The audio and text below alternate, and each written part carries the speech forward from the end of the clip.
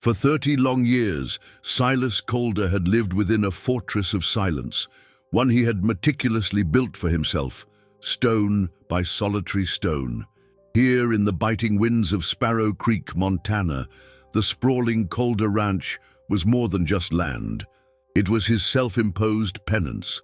It stood as a quiet, weathered monument to a promise he had broken and a love he had irrevocably lost. People often say a man is defined by his choices, but Silas felt forever defined by the one pivotal choice he never got the chance to make right. Every sunrise that cast its sharp, cold light over the distant Bridger Mountains was an unforgiving reminder of Eleanor, his wife. Her memory was etched into the very grain of the landscape, and the definitive, crushing silence that had fallen the day she walked away had never lifted. It clung to the rafters of the house, settled in the dust on the furniture, and seeped deep into the soil of the ranch he worked until his bones ached. Silas became a creature of stoic routine and profound unspoken regret, fiercely loyal to a private code of conduct that had guaranteed his isolation, leaving him utterly alone. His only steady companion was the ceaseless wind, which seemed to whisper Eleanor's name through the eaves of the old ranch house, a mournful, constant chorus to his solitude. He was a man who believed his life had found its final, unchanging shape, a quiet path leading only to the grave. But then came a night that violently shattered the decades of placid calm. A sharp, desperate knocking echoed from his front door, a sound so foreign and intrusive it felt like a physical blow. There, framed in the doorway against the swirling snow, stood a ghost from a past he had long considered buried. A figure half frozen and haunted by terrors Silas could only begin to imagine. In that charged moment, he felt the first heavy stone of his fortress shudder and loosen, a deep tremor of something. Fear, hope, a terrifying resurgence of life that he had not allowed himself to feel in decades. The silence he knew with a sudden, gut-wrenching certainty was about to end. Want to see the fortress crumble? Subscribe for powerful, character-driven drama that explores regret, redemption, and the ghosts of the past. Join our community of story lovers. His name was Leo. 30 years ago, he was my best friend. 30 years ago, he showed me a path I couldn't walk, a choice I believe cost me everything. I turned him down to protect my family, but Eleanor's absence followed soon after, creating an invisible wound between me and our daughter Sarah that festered for decades. Now here he was, a whisper of the man he'd been, his face etched with a history I didn't know. He wasn't asking for forgiveness, just for a night out of the cold. "Silas," he rasped, his voice thin as winter air, "just till morning. The code of the West is simple. You don't turn away a man in need, even if that man is your enemy." So I stepped aside and let him in, stoking the fire. The air grew thick with the scent of wet wool, hot coffee, and 3 decades of unspoken grief. I told myself it was just for one night. A single night couldn't unravel a lifetime of certainty. I was wrong. He sat hunched by the hearth, a scarecrow draped in damp wool, his hands trembling around the coffee mug I'd given him. The silence in the room was a living thing, heavy and ancient, broken only by the snap and hiss of the logs. I watched him, trying to superimpose the face of the boy I'd known, the one with a devil-may-care grin and eyes that saw a world full of promise, onto this hollowed-out stranger. The ghost didn't fit. 30 years of hate is a hard habit to break. It had become a part of my foundation, the bedrock on which I'd built the lonely fortress of my life. My anger at him was the one thing that felt as real as the ache for Eleanor. "You look well, Silas," he said, his voice still a dry rustle. He didn't look up from the flames. I said nothing. What was there to say? "You destroyed my life, and I've spent 3 decades tending to the rubble." The words tasted like ash in my mouth. I just poured more coffee into my own cup, the clink of ceramic on the table a gunshot in the quiet. He finally turned his gaze from the fire to me, and in his eyes I saw not malice or regret, but a weariness so profound it seemed to pull all the light from the room. "I saw Sarah," he said softly, "a few years back, in the city. She has her mother's eyes." My hand froze. A white-hot spike of fury shot through me. "You have no right to speak her name, either of their names." "I know," he whispered, and a single hard tear cut a clean path through the grime on his cheek. "But you need to know what you believed about that day, about Eleanor. It's not the whole story. You chose safety, Silas. You always did. But she never wanted to be safe. She wanted to be free." He took a ragged breath. "The path I showed you, that was her idea. She was going to leave with or without you. She just hoped you'd be brave enough to come along." The floor fell away from beneath my feet. The fire, the walls, the very air I was breathing seemed to warp and shimmer. My entire life, my righteous grief, had been built on a lie I'd told myself. I hadn't lost her to a choice I'd made to protect her. I'd lost her to my own cowardice. The enemy wasn't the man shivering by my fire. The enemy had been staring back at me from the mirror every morning for 30 years. The first light of dawn brought no warmth, only a siege. A ring of black SUVs, all steel and tinted glass, materialized from the morning mist like predators. They were not police. They possessed the cold, corporate look of hired muscle. A knot formed in Silas's gut. His simple decision to give a man a bed for the night had suddenly made him an outlaw on his own land. His gaze shifted to Leo, asleep in the armchair and looking more fragile than Silas had ever seen him. The first twist in a story he thought he knew by heart came over the crackling radio by the window, where he could just make out the clipped professional voices. They were not discussing old business, not the disagreement from their youth. They wanted Leo for something new, something he had whispered he was set up for. "It's about the company, Silas," Leo had mumbled just before drifting off. "They're burying something." In an instant, Silas was no longer just sheltering an old friend. He was protecting a man from a powerful entity he knew nothing about, and his quiet life had just become the center of a storm. They hadn't sent men with bullhorns. To break him, they sent a negotiator, deploying their cruelest weapon, his own daughter.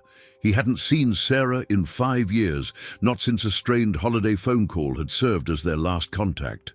Now she stood on his porch, her trim, sharp suit a stark contrast against the weathered wood, her briefcase held like a shield. She was a lawyer, an employee of the very corporation whose cars were forming a silent perimeter around his home. In her eyes, he saw the same unyielding judgment he confronted in his own reflection each morning. "Dad," she said, her voice stripped of all warmth, "you have to make him come out. You don't understand what you're involved in." Her mission was clear: resolve a corporate crisis. His was to honor a promise just made to a desperate man. These opposing goals set them on an inevitable collision course, one that would force them to talk, to argue, and to finally shatter the long silence that had defined their relationship. The siege unfolding outside was a minor skirmish compared to the war that had just erupted within the walls of his own home. Sarah came inside, the door closing behind her with a thud that felt final, sealing the room in a sudden, suffocating silence. The air, already thick with unspoken resentments, crackled with a new and volatile energy. Her gaze swept past her father, landing on Leo, who was now awake on the sofa, watching them with the weary eyes of a man accustomed to being the eye of a storm. "Why are you protecting him?" she demanded, her voice a low, steady tremor that promised a reckoning. Her eyes finally met her father's. "After what he did, after he destroyed our family." Her words were not sudden blows, but carefully aimed barbs, each one sharpened on the whetstone of memory, each hitting a target 30 years in the making. He felt the familiar, stubborn defensiveness rise in his chest, a shield he had carried for decades. "He needed a place to stay, Sarah, that's all," he said, his voice equally low, a gravelly counterpoint to her own. "That's the code."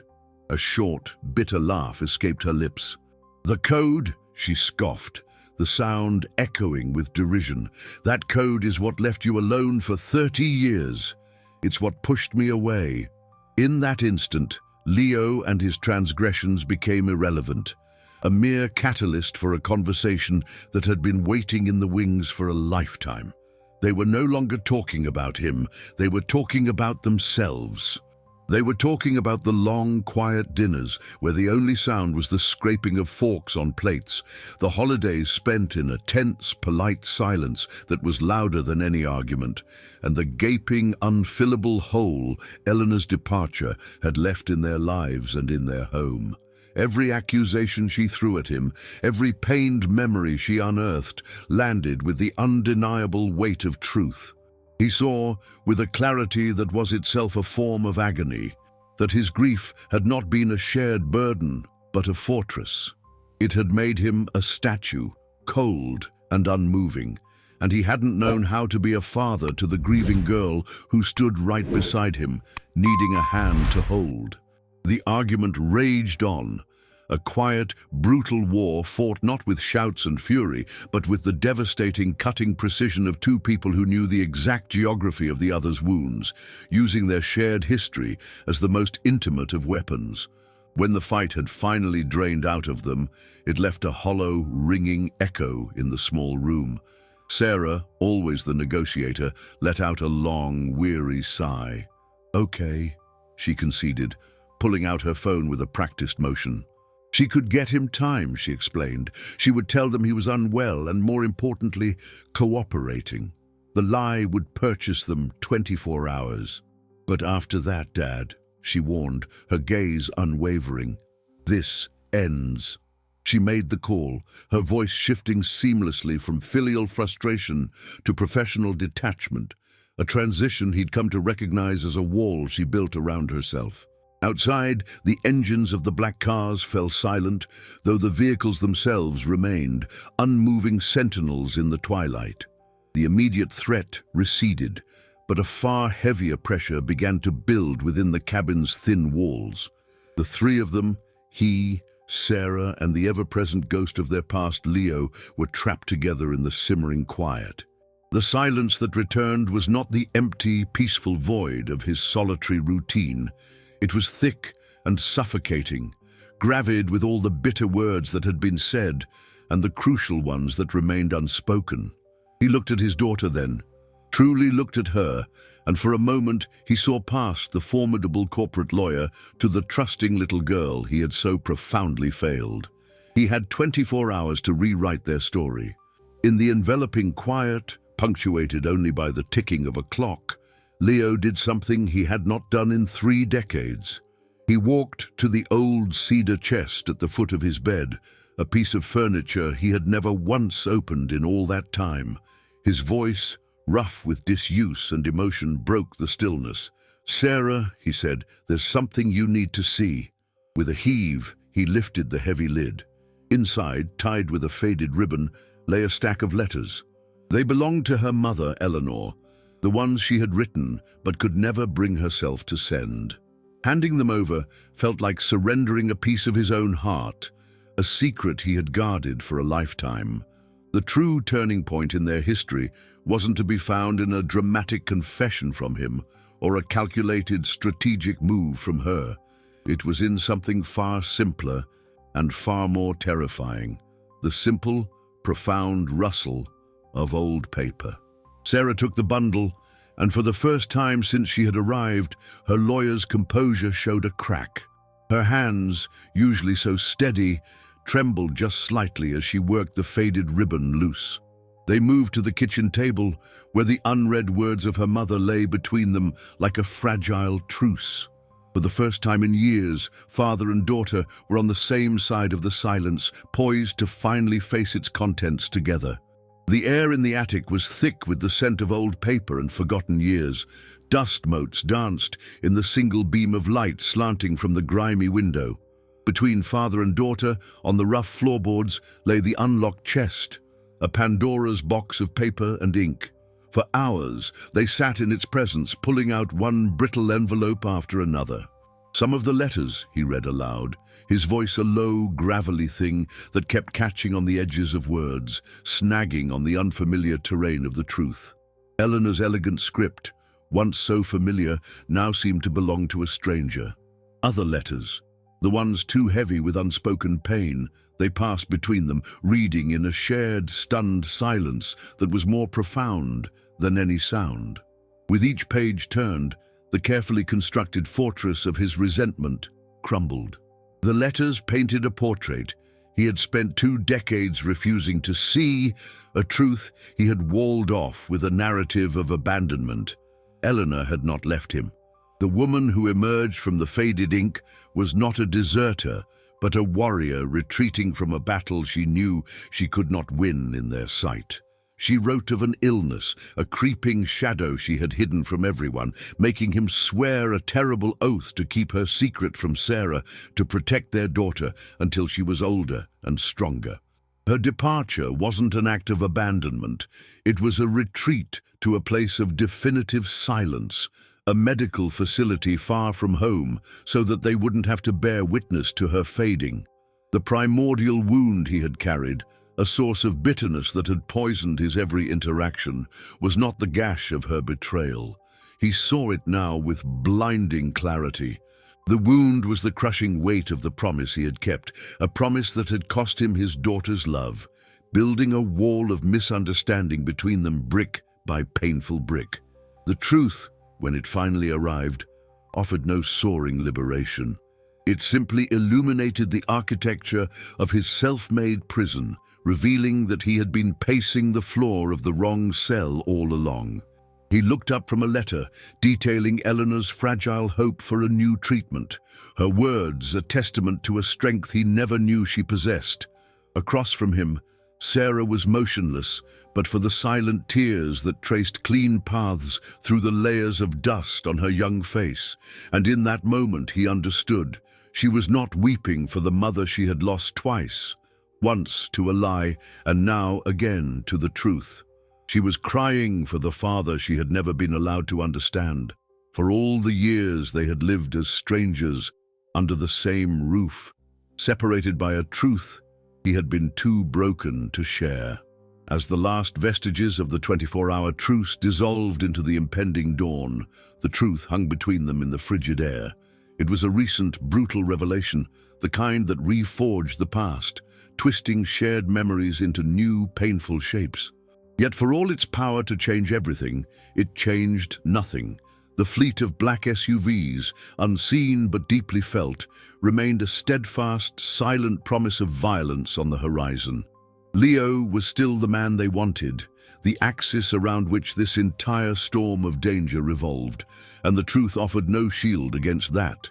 Then, as if the world itself were conspiring to snuff out their last flicker of hope, a strained cough and a sputter echoed from the yard. The generator he had relied on for backup power, their small defiance against the siege, gave a final, rattling gasp and died. Inside the house, the warm electric lights trembled once, twice, and then surrendered completely, plunging them into the deep grey gloom of the pre-dawn hour. The darkness was sudden and absolute, swallowing the familiar corners of the room. Without the mechanical hum of the generator, an unnerving silence fell, quickly filled by the insidious encroachment of the cold. It was a damp, invasive chill that crept through the window panes and under the doors, no longer just a temperature, but a presence. It mirrored the chill that had taken permanent residence in the man's soul. They possessed the clarity of the past, but the present was a physical force, closing in with the suffocating weight of an avalanche in slow motion. Sarah remained huddled on the sofa, the thick wool blanket pulled up to her chin, failing to ward off the tremor that ran through her. Her face, caught in the faint ghostly light from the window, was a pale oval of exhaustion and stark fear. Her stillness was that of a creature braced for impact. Across from her, Leo, who had been a statue of silent torment through the night's long confession, finally moved. The scrape of his chair against the wooden floor was a shockingly loud intrusion, a sound of decision in the crushing quiet.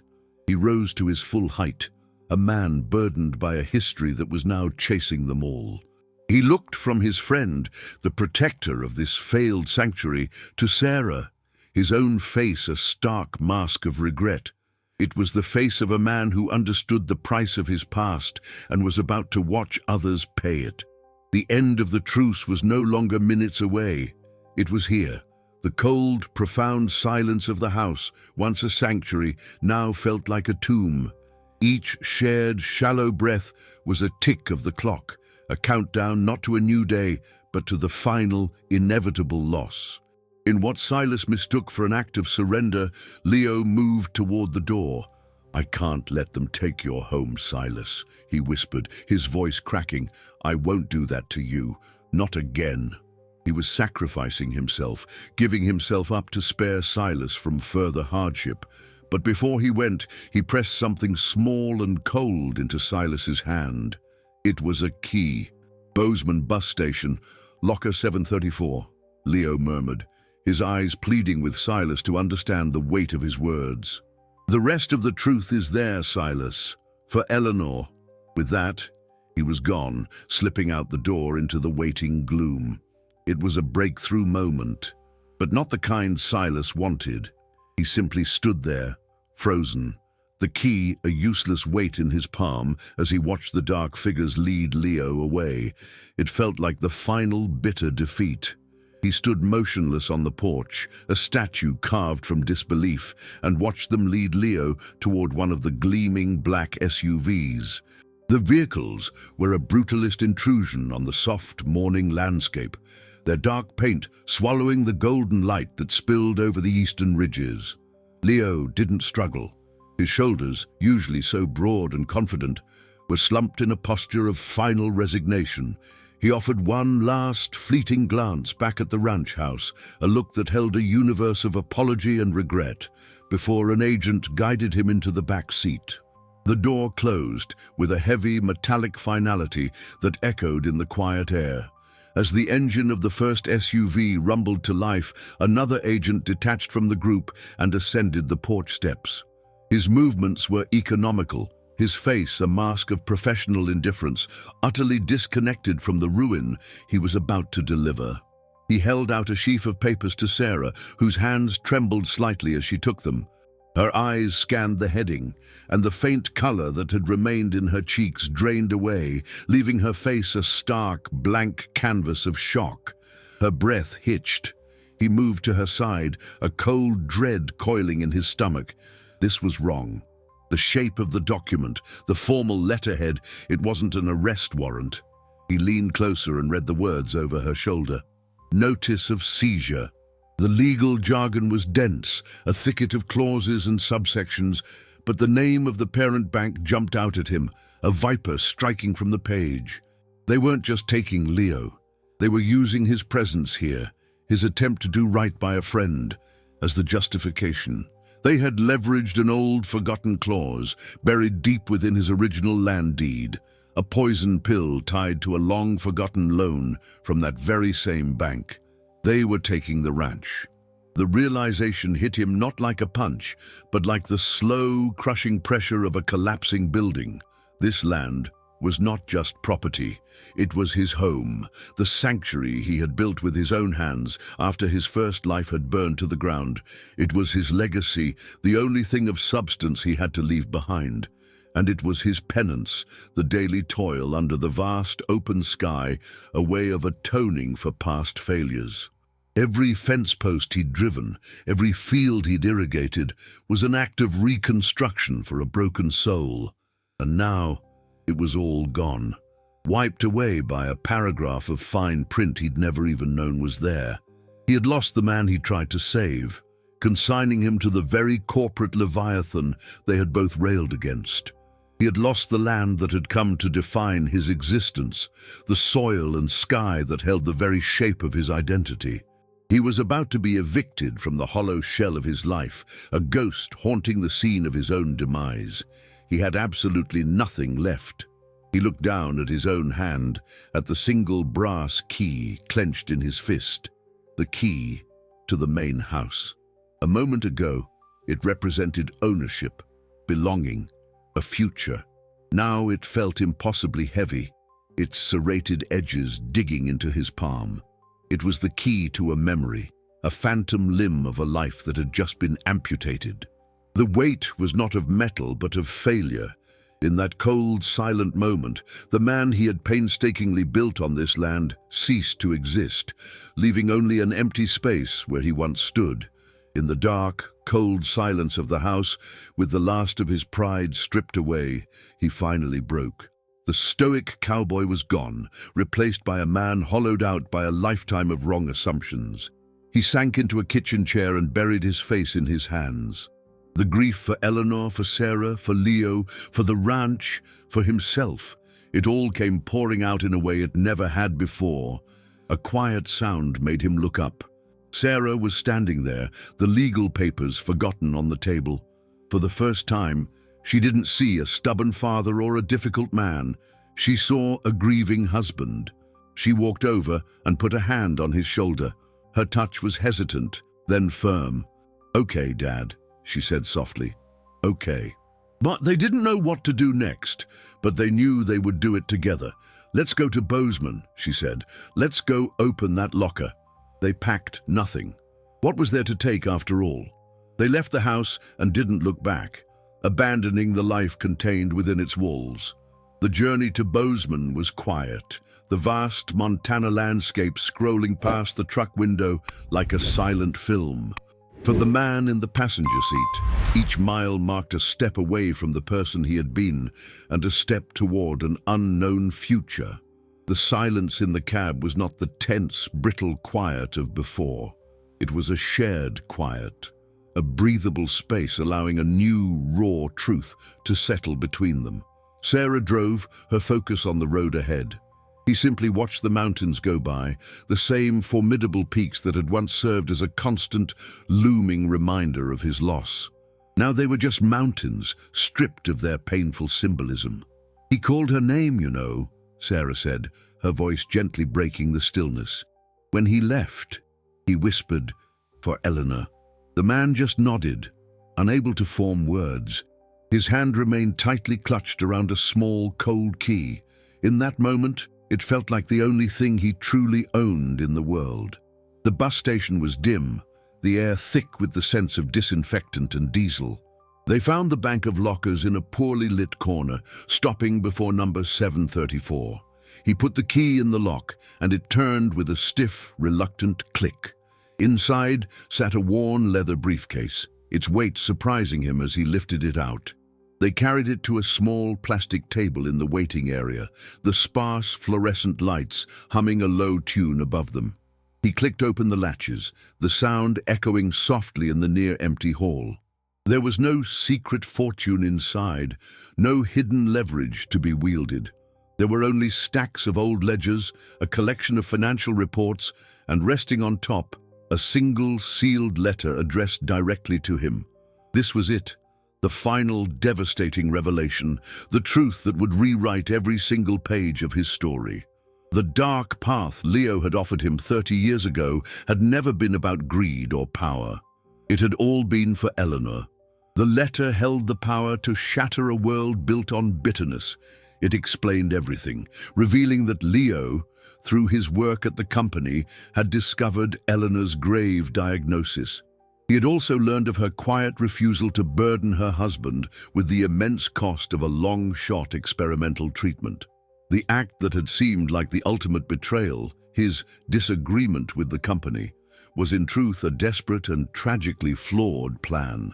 He had intended to take the fall for a financial irregularity, a scheme designed to secure a secret payout large enough to fund Eleanor's care. He was never the enemy who had ruined a life. He was the friend who had tried to save it, using the only broken tools he possessed. The realization struck with the force of a physical blow. His greatest adversary had never been Leo, but rather his own prideful, distorted perception of the world. The ledgers in his hands felt heavy, a weapon forged for a war he no longer wished to fight. They contained irrefutable proof of the company's long-standing corruption and held the power to clear Leo's name. Revenge beckoned, simple and satisfying. But then his gaze fell upon Sarah. Her face, softly illuminated by the dim light, seemed to signal the end of a destructive cycle. He had to choose between a justified vengeance and a forgiveness that felt like swallowing fire. He chose forgiveness. He chose it for Leo, the friend he had so grievously misjudged. He chose it for Eleanor, in honor of her memory, and most arduously he chose it for himself. The documents would not be instruments of destruction, but tools for healing. His true catharsis was found not in reclaiming his land, but in the profound liberation of letting it go. The final image of his story was not of a man, solitary and defeated on a porch, but of him and his daughter standing together in a new place, the wind in their hair. The silence between them was no longer fraught with unspoken grief, but filled at last with peace. In losing everything, he had finally found his way home.